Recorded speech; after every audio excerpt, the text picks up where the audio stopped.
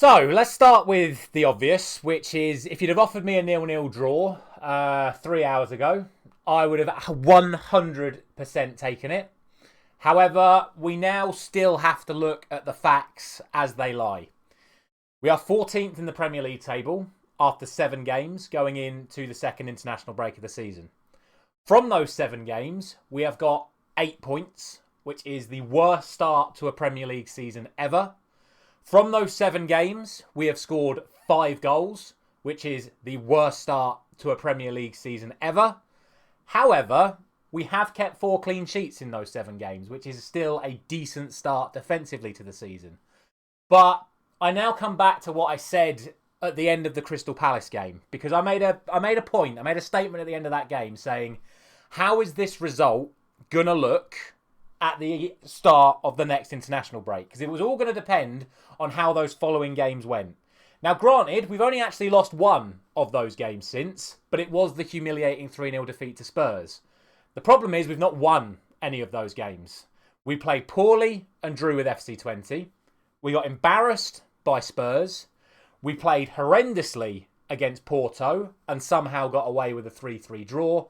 And today we have a 0-0 draw with Aston Villa, which leaves us in the position that we are in. So, has Erik ten Hag done enough to save his job today? I'd say probably. But if he did lose his job in the next couple of days, I don't think anyone would be too surprised. And I don't think he could be too surprised. But I'm still not all the way there yet, because I'm still of the opinion of this is his team. These are the players that he's brought in. What's the point in ripping it up and restarting now? Last season, we still ended up winning a trophy from a very, very similar position. However, last year we didn't even qualify for Europe through the league. We finished 8th, so there's already a lot of ground to catch up. But a 0-0 draw with Aston Villa away at Villa Park is a good result. And there are a couple of people that need to take the responsibility for that today. One of them is Erik ten Hag, because I think he got more decisions right today than he got wrong. But he did get a few decisions wrong today, and we will touch on those. But the number one reason we have come away with a 0-0 draw today from a defensive perspective, shall I say, is Johnny Evans, who, for the first time this season, I can sit here as a Manchester United fan and say that player represents what I want to see from a Manchester United player. That player represents my football club. And Johnny Evans epitomised everything it means to be a Manchester United player today. And he deserves all the credit in the world for that performance, because it just was what you expect from a Manchester United player. It was passion, but controlled passion. It's not like what we see from Martinez and De Ligt and Bruno and Dallo when they fly around like maniacs. It was passion for the shirt and knowing when to be aggressive and timing everything right from a defensive perspective. He was absolutely phenomenal in that today. His reading of the game was fantastic. I mean, look who he was coming up against. You're talking about Ollie Watkins and John Duran, 2 of the best strikers in the Premier League. An Aston Villa side full of form that have just seen off Bayern Munich. And he has put in an absolute clinic in central defending today, has Johnny Evans. And he's done it the right way. Nothing fancy. None of these, all these times we put ourselves under pressure when Martinez does these little tight dribbles away from foot. No. Johnny Evans, if he saw someone coming, he either played it back to Onana, he played it out to Dallo, or he sent it downfield. That's all I want. Like, I know Erik ten Hag wants to play this style of play where you pass it around and you take risks, but taking risks is what's been giving away our goals. It's been losing the ball in those areas of the pitch that have cost us matches so far this season. Johnny Evans decided today, and so did Harry Maguire in that first half. I thought he was fantastic as well, and it was a real shame to see him go off injured. They both decided today, if we're in trouble at any stage, the ball's getting gone. Either we're going through the man to win the ball, and if we're under pressure on the ball's getting gone. That is what I expect to see from my centre-halves, because that is their job. Do your job properly. And everyone keeps going on about how Manchester United keep taking 1 step forward and 2 steps back. Today, we took 1 step back to take 2 steps forward, because that was a much better all-round defensive performance from the team as a whole. Bear in mind, we weren't playing a Casemiro and we weren't playing a Ugarte. We were playing Eriksen and Mainu in that midfield. But I spoke about it at the Porto game, about the gap between Højlund and the centre-halves, about the rope that you put across your back four.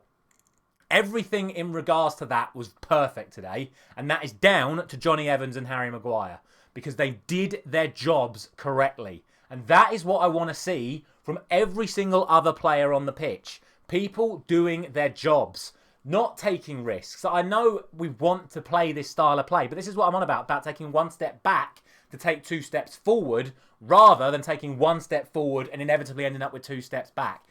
Just simplify things a little bit, because if we would have simplified things a little bit at the other end of the pitch, I think we probably would have won this game, because Villa weren't at it.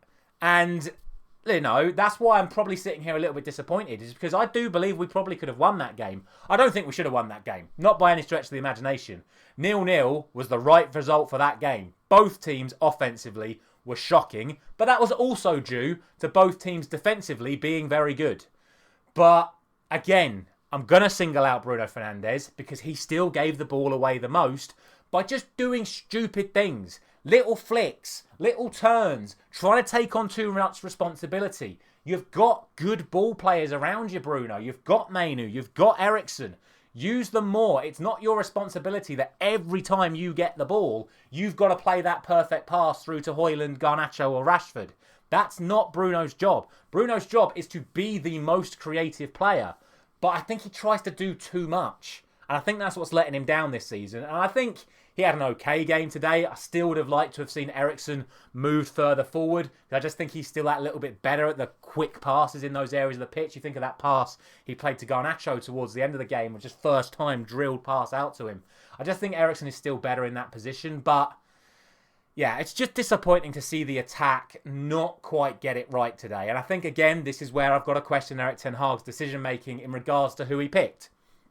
Defensively, he got it right.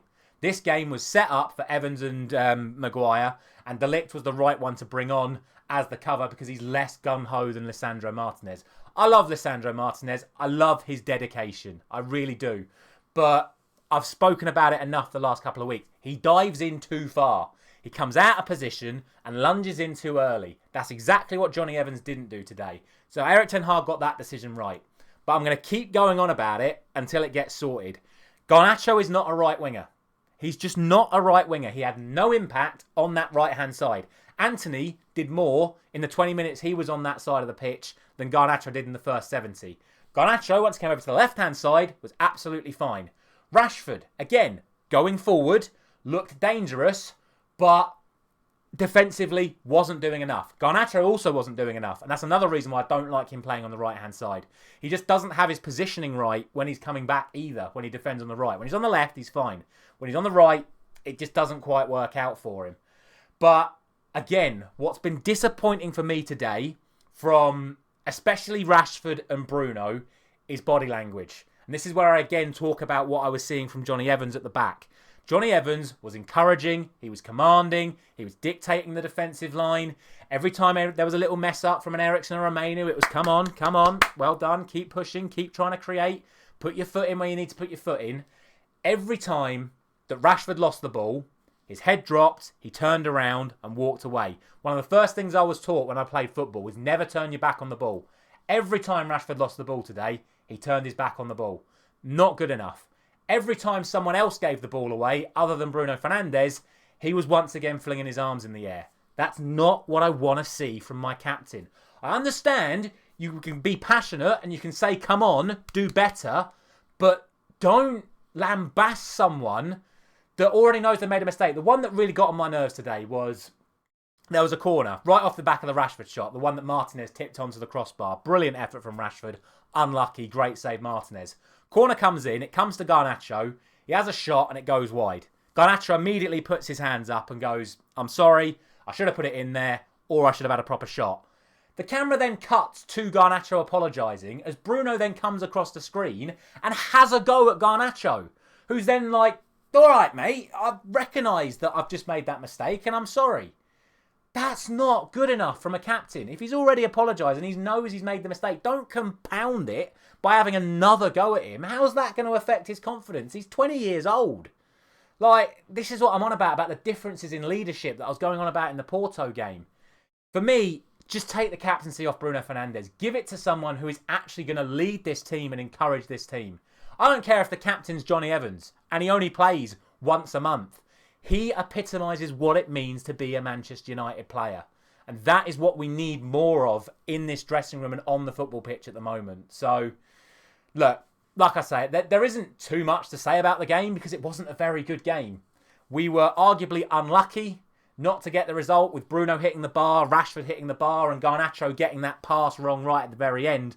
But in that same vein, we were probably unlucky to get the draw because Philogene could have done a hell of a lot better with that chance for Villa right at the end, and Dalot did very well to make the block. But if we're looking back on that from an Aston Villa perspective, Philogene really should have just put that in the bottom corner past Onana. Last thing I have to mention, because I'm sure other people are going to be mentioning this, referee was awful. The referee in this match, I think it was Rob Jones, absolutely shocking performance. For both teams. I'm not going to sit here and say that, you know, he was targeting Manchester United players because it was just inconsistent refereeing throughout the entire game. Eriksen gets booked in the second minute of the match for pulling back Morgan Rogers. 5 minutes later, Ross Barkley pulls back Bruno Fernandes and isn't booked. Marcus Rashford gets a yellow card for not a great challenge, but it's certainly not a yellow card challenge on, I can't remember who it was, Matty Cash. Matty Cash turns, Rashford sticks a leg out, catches him from behind. It's never a yellow card. But then 30 seconds later, he makes a definite yellow card challenge, breaking up a promising attack for Aston Villa, and the referee doesn't give him a second yellow card. Now, two wrongs don't make a right. Somehow in this situation, you could argue that they have, because he shouldn't have been booked for the first one, but he should have been booked for the second one. But he should have been sent off, and Villa have every right to complain about that. But that then comes back to what I'm saying about Rashford. He's made that first foul, he's got annoyed, his head has dropped, he's seen Bailey go past him, and in his disgruntled disappointment at his overall performance, he's just stuck a lame leg out and tripped him up. He deserved to be sent off for it. And he's lucky not to be sent off for it. And just, like I say, other decisions throughout the game. The amount of yellow cards that we got, I think, was an absolute joke. The amount of just poor decisions in terms of free kicks for soft fouls throughout the game. Players just falling over, whether they're a Villa or a United player. Referee blowing up constantly. There were a lot of fouls in that game that I think could have been let go. And that just completely killed the overall momentum of the game. People say it was a poor match. Referee certainly didn't help that. So, yeah. I don't know. I don't really have anything else to say from there. I guess, as always, just let me know your thoughts down in the comment section below. Would you keep Ten Hag if you were a Manchester United fan? Has this performance done enough to justify keeping him on? Who would you bring in over this international break? If you did get rid of him, is Van Nistelrooy the right person to take over if Ten Hag leaves? Should Bruno Fernandes be stripped of the captaincy? If he is stripped of the captaincy, who should be the captain? Because in our outright starting 11... is there any player that actually encapsulates what it means to be a Manchester United player? Because I'm not sure there is at the moment. I said it last week. Maguire, I think, was unlucky to lose the captaincy. I understood why that decision was made at the time. But again, he actually showed what it meant to be a Man United player today. So I'd be much happier with Maguire having the captaincy back than I would with Bruno carrying it on forward. But yeah, let me know your thoughts down in the comment section below. Are we in for a better period now that the fixtures, in theory, are going to start getting better? Who knows? Thank you very much for watching. I'll see you very soon.